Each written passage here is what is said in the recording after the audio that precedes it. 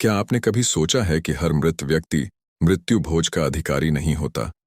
क्या कुछ ऐसे लोग भी हैं जिनके नाम पर किया गया मृत्यु भोज उनके लिए पुण्य नहीं बल्कि परिवार के लिए पाप बन जाता है? यदि आज आपने यह रहस्य जान लिया तो संभव है कि आप जीवन की सबसे बड़ी भूल करने से बच जाएं। इस कथा का अंतिम रहस्य आपकी मृत्यु और आपके कर्मों से जुड़ा है, इसलिए इस वीडियो को अंत तक अवश्य देखें। आप देख रहे हैं गीता विजडम।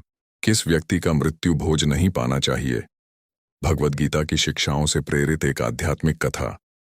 कुरुक्षेत्र का युद्ध समाप्त हो चुका था। धरती पर फैली रक्त रंजित धूल अब शांत होने लगी थी, लेकिन मनुष्यों के हृदयों में उठता शोक अभी भी समाप्त नहीं हुआ था। अनगिनत परिवार अपने प्रियजनों को खो चुके थे। हस्तिनापुर में हर घर से विलाप की ध्वनि सुनाई देती थी। एक दिन धर्मराज युधिष्ठिर अत्यंत व्याकुल होकर भगवान श्री कृष्ण के पास पहुंचे। उनकी आंखों में केवल एक ही प्रश्न था। उन्होंने श्री कृष्ण के चरणों में बैठते हुए कहा, हे माधव, युद्ध में असंख्य लोगों की मृत्यु हुई। उनके परिवार मृत्यु भोज की तैयारी कर रहे हैं, ब्राह्मणों को भोजन करा रहे हैं, दान दे रहे हैं, किंतु मेरे मन में एक शंका उठ रही है। क्या प्रत्येक मृत व्यक्ति मृत्यु भोज का अधिकारी होता है? क्या हर किसी के लिए ऐसा करना धर्म है? श्री कृष्ण मुस्कुराए। उन्होंने आकाश की ओर देखा, मानो समय के पार छिपे किसी रहस्य को देख रहे हों। फिर बोले, युधिष्ठिर, तुम्हारा यह प्रश्न केवल तुम्हारा नहीं बल्कि आने वाले कलयुग के करोड़ों मनुष्यों का प्रश्न है। मनुष्य केवल परंपरा देखकर कर्म करता है, पर यह नहीं जानता कि हर कर्म का फल उसके भाव और पात्रता पर निर्भर करता है। युधिष्ठिर ध्यानपूर्वक सुनने लगे। श्री कृष्ण बोले, सुनो, जिस प्रकार प्रत्येक व्यक्ति यज्ञ का अधिकारी नहीं होता, उसी प्रकार प्रत्येक व्यक्ति मृत्यु भोज का भी अधिकारी नहीं होता। यह सुनकर युधिष्ठिर चकित रह गए। प्रभु, ऐसा कैसे संभव है? श्री कृष्ण ने उत्तर दिया, यदि कोई मनुष्य जीवन भर छल कपट अत्याचार निर्दोषों का शोषण और अधर्म करता रहे, फिर उसके मरने के बाद केवल भोजन कराने से क्या उसके कर्म मिट सकते हैं? युधिष्ठिर मौन हो गए। श्री कृष्ण ने आगे कहा, गीता का नियम स्पष्ट है। मनुष्य अपने कर्मों का फल स्वयं भोगता है। कोई भी बाहरी आयोजन उसके अधर्म को समाप्त नहीं कर सकता। कुछ क्षणों तक वातावरण बिल्कुल शांत रहा। फिर श्री कृष्ण ने एक प्राचीन कथा सुनानी प्रारंभ की। बहुत समय पहले आर्यावर्त में धनपाल नाम का एक अत्यंत धनी व्यक्ति रहता था।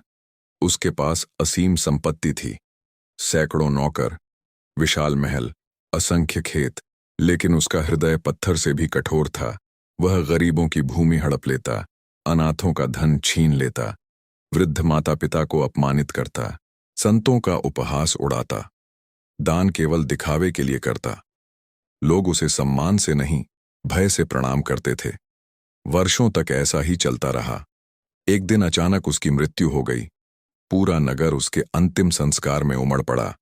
उसके पुत्रों ने सोचा, यदि हम भव्य मृत्यु भोज करेंगे, हजारों लोगों को भोजन कराएंगे, तो पिता स्वर्ग चले जाएंगे। नगर के प्रसिद्ध पुरोहितों को बुलाया गया। विशाल पंडाल सजाए गए, सैकड़ों प्रकार के व्यंजन बनाए गए। दूर दूर से लोगों को आमंत्रित किया गया।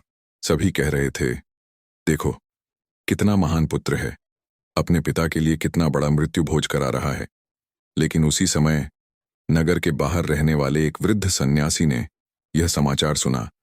उन्होंने शांत स्वर में कहा, भोजन से पेट भर सकता है, लेकिन अधर्म से भरी आत्मा का भार नहीं उतर सकता। लोग उनकी बात सुनकर हंसने लगे।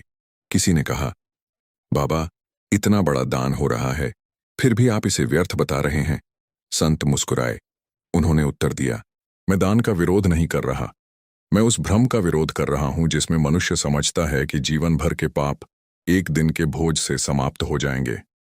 यह बात धीरे धीरे पूरे नगर में फैल गई। धनपाल के पुत्र क्रोधित हो उठे। उन्होंने निश्चय किया कि अगले दिन वे उस सन्यासी को सभा में बुलाकर उनसे प्रश्न करेंगे। उन्हें विश्वास था कि पूरा नगर उनके पक्ष में खड़ा होगा, लेकिन उन्हें यह नहीं पता था कि अगले दिन वह सन्यासी एक ऐसा रहस्य बताएंगे जिसे सुनकर मृत्यु भोज में बैठे प्रत्येक व्यक्ति का हाथ थाली से रुक जाएगा। अगले दिन सूर्योदय के साथ ही पूरा नगर उस विशाल सभा में एकत्र होने लगा। एक ओर धनपाल के पुत्र राजसी वस्त्र पहनकर बैठे थे। उनके सामने स्वर्ण पात्रों में दान की सामग्री सजी हुई थी। दूसरी ओर नगर के विद्वान, ब्राह्मण, व्यापारी और सामान्य जन उपस्थित थे। कुछ ही देर बाद वही वृद्ध सन्यासी सभा में प्रवेश कर गए। उनके वस्त्र साधारण थे, पर चेहरे पर अद्भुत तेज था। धनपाल का बड़ा पुत्र खड़ा हुआ और बोला, महात्मन, आपने पूरे नगर में यह बात फैला दी कि हमारे पिता का मृत्यु भोज व्यर्थ है। क्या आप यह कहना चाहते हैं कि हम अधर्म कर रहे हैं? संत ने शांत स्वर में कहा, मैं तुम्हारे भाव का विरोध नहीं कर रहा, मैं केवल सत्य बता रहा हूं। सभा में सन्नाटा छा गया। संत बोले, भगवान श्री कृष्ण ने गीता में कर्म का जो सिद्धांत बताया है, उसे समझे बिना मृत्यु भोज का अर्थ समझना असंभव है। उन्होंने मिट्टी की एक मुट्ठी उठाई और बोले, यदि इस मिट्टी में विष मिला हो तो क्या उसके ऊपर सुगंधित फूल बिछाने से विष समाप्त हो जाएगा? सभा से उत्तर आया, नहीं। उसी प्रकार यदि किसी मनुष्य का पूरा जीवन अधर्म, लोभ और अन्याय से भरा हो तो उसके जाने के बाद केवल भोज कराने से उसके कर्म नहीं बदलते। धनपाल का छोटा पुत्र बोला, लेकिन शास्त्रों में तो दान और ब्राह्मण भोजन का महत्व बताया गया है। संत मुस्कुराए, हाँ, महत्व बताया गया है, परंतु दान मृत व्यक्ति के पापों को मिटाने का व्यापार नहीं है। दान जीवित लोगों में करुणा, सेवा और धर्म की भावना जगाने का माध्यम है। सभा में बैठे कई लोग एक दूसरे का चेहरा देखने लगे। तभी संत ने एक प्रश्न पूछा, बताओ, धनपाल ने जीवन में कितने भूखों को भोजन कराया था? पूरा नगर मौन हो गया। किसी के पास उत्तर नहीं था। कितने अनाथों की सहायता की थी? फिर भी मौन। कितनी बार किसी पीड़ित का दुहक दूर किया था? अब सबकी निगाहें झुक चुकी थीं। संत बोले, जिसने जीवन भर किसी की भूख नहीं मिटाई, उसके नाम पर हजारों लोगों को भोजन कराना उसके कर्मों का फल नहीं बदल सकता। इतने में सभा के पीछे से एक वृद्धा रोती हुई आगे आई। उसने कांपते हुए कहा, महात्मन, मैं धनपाल को जानती हूं। सभी की दृष्टि उसकी ओर मुड़ गई। वृद्धा बोली, वर्षों पहले मेरे पति बीमार थे। मैंने धनपाल से थोड़ी सहायता मांगी थी। उसने मेरी जमीन छीन ली और हमें घर से निकाल दिया। उसी रात मेरे पति की मृत्यु हो गई। उसकी आंखों से आंसू बहने लगे। सभा में बैठे लोग स्तब्ध रह गए। कुछ ही क्षण बाद एक और व्यक्ति खड़ा हुआ। उसने कहा, मेरे पिता ने धनपाल से कर्ज लिया था, कर्ज चुका दिया, फिर भी उसने हमारे खेत अपने नाम कर लिए। फिर एक तीसरा व्यक्ति उठा, फिर चौथा। देखते ही देखते दर्जनों लोग सामने आ गए। हर किसी के पास धनपाल के अन्याय की एक कहानी थी। अब पूरा वातावरण बदल चुका था। धनपाल के पुत्र पहली बार समझ रहे थे कि उनके पिता की दौलत के पीछे कितने लोगों के आंसू छिपे थे। संत ने गंभीर स्वर में कहा, यही कारण है कि भगवान कर्म को सबसे बड़ा न्यायाधीश कहते हैं। संसार की प्रशंसा और भव्य आयोजन आत्मा के कर्मों का निर्णय नहीं बदल सकते। धनपाल का बड़ा पुत्र कांपती आवाज में बोला, तो क्या हमारे पिता के लिए अब कोई उपाय नहीं? संत ने उसकी ओर करुणा से देखा। उपाय है, लेकिन वह मृत्यु भोज से नहीं होगा। सभा में बैठे सभी लोग एक साथ चौंक उठे। यदि वास्तव में तुम अपने पिता की आत्मा के लिए कुछ करना चाहते हो, तो सबसे पहले उन लोगों का अधिकार लौटाओ जिनका धन अन्याय से लिया गया था। भूखों को भोजन कराओ, लेकिन प्रदर्शन के लिए नहीं, प्रायश्चित के लिए। पीड़ितों से क्षमा मांगो, धर्म के मार्ग पर चलो। यह सुनते ही धनपाल के दोनों पुत्रों की आंखों से आंसू बह निकले। उन्होंने पहली बार अनुभव किया कि सच्चा श्राद्ध केवल भोजन कराना नहीं, बल्कि अधर्म का त्याग और धर्म का पालन है। लेकिन तभी सभा के बीच एक रहस्यमयी साधु खड़ा हुआ और ऊंचे स्वर में बोला, महात्मन, आपकी बात सत्य है, पर एक व्यक्ति ऐसा भी होता है जिसके लिए मृत्यु भोज करना स्वयं उसके प्रति अन्याय बन जाता है। पूरा नगर चौंक उठा। युधिष्ठिर भी श्री कृष्ण की कथा सुनते हुए विस्मित हो गए। उन्होंने पूछा, प्रभु, वह कौन सा व्यक्ति है जिसके लिए मृत्यु भोज भी उचित नहीं माना जाता? श्री कृष्ण मुस्कुराए, युधिष्ठिर, यही इस कथा का सबसे गहरा रहस्य है। सभा में ऐसा सन्नाटा छा गया था कि मानो समय स्वयं ठहर गया हो। सभी की दृष्टि उस रहस्यमयी साधु पर टिक गई। धनपाल के पुत्र, नगरवासी, ब्राह्मण और स्वयं वृद्ध सन्यासी भी उनकी ओर देखने लगे। साधु ने धीरे धीरे कहा, संसार मृत्यु भोज को धर्म समझता है, परंतु धर्म का निर्णय भीड़ नहीं करती, सत्य करता है। उन्होंने आगे कहा, ऐसा एक व्यक्ति होता है जिसके लिए मृत्यु भोज करना उसकी आत्मा के लिए नहीं, बल्कि जीवित लोगों के अहंकार के लिए होता है। सभा में कानाफूसी होने लगी। एक युवक ने पूछा, गुरुदेव, वह कौन है? साधु बोले, वह है पूर्ण ज्ञानी, निष्काम कर्मयोगी और ईश्वर में स्थित संत, जिसने जीवन रहते ही अपने अहंकार, इच्छाओं और कर्म बंधन का त्याग कर दिया हो। सभा में बैठे अनेक लोग आश्चर्यचकित रह गए। साधु ने कहा, जिस आत्मा ने जीवन में ही परमात्मा का साक्षात्कार कर लिया, जो अपने सभी कर्म भगवान को समर्पित कर चुका, उसके लिए मृत्यु के बाद दिखावटी भोज करने से क्या प्राप्त होगा? फिर उन्होंने श्री कृष्ण का स्मरण करते हुए कहा, भगवद गीता का संदेश है कि जो मनुष्य आसक्ति से मुक्त होकर ईश्वर में स्थित हो जाता है, वह जन्म मरण के बंधन से ऊपर उठ जाता है। ऐसी आत्मा के लिए सबसे बड़ा सम्मान उसके आदर्शों पर चलना है, न कि उसके नाम पर वैभव का प्रदर्शन करना। सभा में बैठे एक वृद्ध ब्राह्मण ने पूछा, तो क्या ऐसे महापुरुष के लिए कोई संस्कार नहीं करना चाहिए? साधु मुस्कुराए, संस्कार अवश्य करो, श्रद्धा अवश्य रखो, प्रार्थना अवश्य करो, लेकिन यदि उसके नाम पर केवल प्रतिष्ठा दिखाने, समाज में अपनी ढाक जमाने या व्यर्थ खर्च करने के लिए मृत्यु भोज किया जाए, तो वह धर्म नहीं, अहंकार है। वृद्ध सन्यासी ने सहमति में सिर हिलाया। उन्होंने कहा, श्रद्धा का अर्थ प्रदर्शन नहीं होता। श्रद्धा का अर्थ है उस व्यक्ति के सत्य, सेवा और धर्ममय जीवन को आगे बढ़ाना। उसी समय धनपाल का बड़ा पुत्र उठकर बोला, गुरुदेव, अब मैं समझ गया हूं कि हमने मृत्यु भोज को धर्म नहीं, एक सामाजिक प्रदर्शन बना दिया था। उसकी आंखों से पश्चाताप के आंसू बह रहे थे।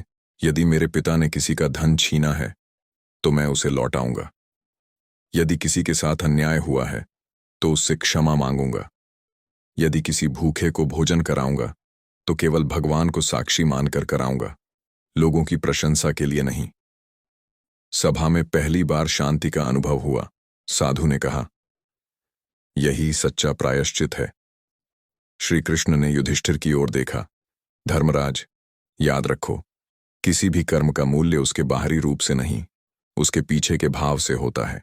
यदि मृत्यु भोज करुणा, सेवा और श्रद्धा का माध्यम बने, तो उसका अपना महत्व हो सकता है, लेकिन यदि वह केवल दिखावा, प्रतिस्पर्धा या यह भ्रम बन जाए कि इससे जीवन भर के अधर्म मिट जाएंगे, तो ऐसा विचार गीता का संदेश नहीं है। युधिष्ठिर ने विनम्र होकर कहा, प्रभु, आज मेरा संशय दूर हो गया। श्री कृष्ण ने उत्तर दिया, जो मनुष्य जीवन में धर्म, दया, सत्य और निष्काम कर्म का पालन करता है, वही अपने पीछे सबसे बड़ी विरासत छोड़ता है। उसके लिए सबसे बड़ा सम्मान उसके आदर्शों को अपनाना है, न कि केवल बाहरी कर्मकांड। सूर्य अस्त होने लगा। कुरुक्षेत्र की भूमि पर सुनहरी किरणें फैल गईं। युधिष्ठिर के मन का अंधकार भी समाप्त हो चुका था। उन्होंने मन ही मन संकल्प लिया कि वे राज्य में लोगों को धर्म का वास्तविक अर्थ समझाएंगे, ताकि कोई भी केवल परंपरा के कारण कर्म न करे, बल्कि ज्ञान और विवेक से निर्णय ले। लेकिन श्री कृष्ण ने अंत में एक ऐसी बात कही जिसने युधिष्ठिर को फिर से गहरे चिंतन में डाल दिया। धर्मराज, मृत्यु भोज से भी बड़ा एक ऐसा कर्म है जिसे यदि जीवित रहते कर लिया जाए, तो मृत्यु के बाद किसी विशेष आयोजन की आवश्यकता ही नहीं पड़ती। युधिष्ठिर ने विस्मित होकर पूछा, प्रभु, वह कौन सा कर्म है? सभा समाप्त होने वाली थी, लेकिन किसी के मन में उठते प्रश्न समाप्त नहीं हुए थे। धर्मराज युधिष्ठिर ने भगवान श्री कृष्ण की ओर देखा और अत्यंत विनम्र स्वर में पूछा, प्रभु, आपने कहा कि एक ऐसा कर्म भी है जिसे यदि मनुष्य जीवित रहते कर ले, तो मृत्यु के बाद किसी विशेष आयोजन की आवश्यकता नहीं रह जाती। वह कौन सा कर्म है? भगवान श्री कृष्ण के मुख पर दिव्य मुस्कान फैल गई। उन्होंने कहा, धर्मराज, मनुष्य संसार में अपने पीछे दो प्रकार की विरासत छोड़ता है, एक धन की, दूसरी कर्मों की। धन कुछ समय तक लोगों के काम आता है, परंतु कर्मों की सुगंध पीढ़ियों तक जीवित रहती है। जिसने जीवन भर सत्य का पालन किया, भूखों को भोजन कराया, दुखियों के आंसू पोंछे, माता पिता की सेवा की, धर्मपूर्वक धन कमाया और उसे लोक कल्याण में लगाया, उसका सबसे बड़ा श्राद्ध उसके कर्म स्वयं बन जाते हैं। सभा में बैठे सभी लोग ध्यान से सुन रहे थे। श्री कृष्ण ने आगे कहा, कल्पना करो, दो मनुष्य इस संसार से विदा होते हैं। पहला व्यक्ति अपार धन छोड़ जाता है, पर उसके जाने के बाद लोग उसके अन्याय, क्रोध और छल को याद करते हैं। दूसरा व्यक्ति साधारण जीवन जीता है, पर उसके जाने के बाद हर कोई कहता है, उसने कभी किसी का बुरा नहीं किया, वह हमेशा दूसरों के काम आया। बताओ, वास्तव में किसका जीवन सफल हुआ? युधिष्ठिर ने तुरंत उत्तर दिया, प्रभु, दूसरे व्यक्ति का। श्री कृष्ण ने युधिष्ठिर से कहा, धर्मराज, कलयुग में लोग अनेक परंपराएं निभाएंगे। कोई मृत्यु भोज करेगा, कोई दान देगा, कोई अन्य संस्कार करेगा, परंतु इन सबसे पहले यह समझना आवश्यक है कि धर्म का मूल भाव क्या है। यदि किसी कर्म में करुणा है, सत्य है, निष्काम सेवा है और ईश्वर के प्रति श्रद्धा है, तो वह कल्याणकारी है। यदि वही कर्म केवल दिखावा, प्रतिस्पर्धा या सामाजिक दबाव से किया जाए, तो उसका आध्यात्मिक मूल्य घट जाता है। युधिष्ठिर ने हाथ जोड़कर कहा, प्रभु, आज आपने मेरी आंखें खोल दी। अब मैं समझ गया कि मनुष्य की सबसे बड़ी तैयारी मृत्यु के बाद के भोज की नहीं, बल्कि मृत्यु से पहले के कर्मों की होनी चाहिए। श्री कृष्ण ने गंभीर स्वर में अंतिम उपदेश दिया। मनुष्य अपने लिए मृत्यु के बाद सम्मान नहीं कमा सकता, लेकिन जीवन रहते ऐसा चरित्र अवश्य बना सकता है कि उसके जाने के बाद लोगों की आंखों में सम्मान के आंसू हों, न कि केवल औपचारिक भोज की भीड़। इसलिए ऐसा जीवन जियो कि तुम्हारे जाने के बाद लोग तुम्हारे नाम पर केवल भोजन न करें, बल्कि तुम्हारे सद्गुणों को अपने जीवन में उतारें। वह इसलिए ही तुम्हारे प्रति सच्ची श्रद्धांजलि होगी। उस दिन के बाद हस्तिनापुर में एक नई सोच का जन्म हुआ। लोगों ने समझ लिया कि मृत्यु के बाद का सम्मान जीवन के कर्मों से निर्धारित होता है। दान का उद्देश्य दिखावा नहीं, करुणा होना चाहिए। अधर्म का प्रायश्चित केवल बाहरी आयोजन से नहीं, बल्कि न्याय, सेवा और सुधार से होता है। और सबसे बढ़कर भगवद गीता का संदेश यही है कि मनुष्य अपने कर्मों का स्वयं निर्माता है। जो व्यक्ति सत्य, दया, सेवा, क्षमा और निष्काम कर्म को अपना लेता है, उसका जीवन ही उसकी सबसे बड़ी विरासत बन जाता है। मृत्यु भोज करना या न करना अलग अलग परिवारों, परंपराओं और मान्यताओं का विषय हो सकता है, लेकिन भगवान श्री कृष्ण का शाश्वत संदेश स्पष्ट है। मनुष्य का उद्धार उसके कर्म, उसके चरित्र और उसकी ईश्वर भक्ति से होता है। इसलिए मृत्यु के बाद सम्मान पाने की चिंता मत करो। ऐसा जीवन जियो कि तुम्हारे कर्म ही तुम्हारी सबसे बड़ी श्रद्धांजलि बन जाए। श्री कृष्ण अर्पणमस्तु।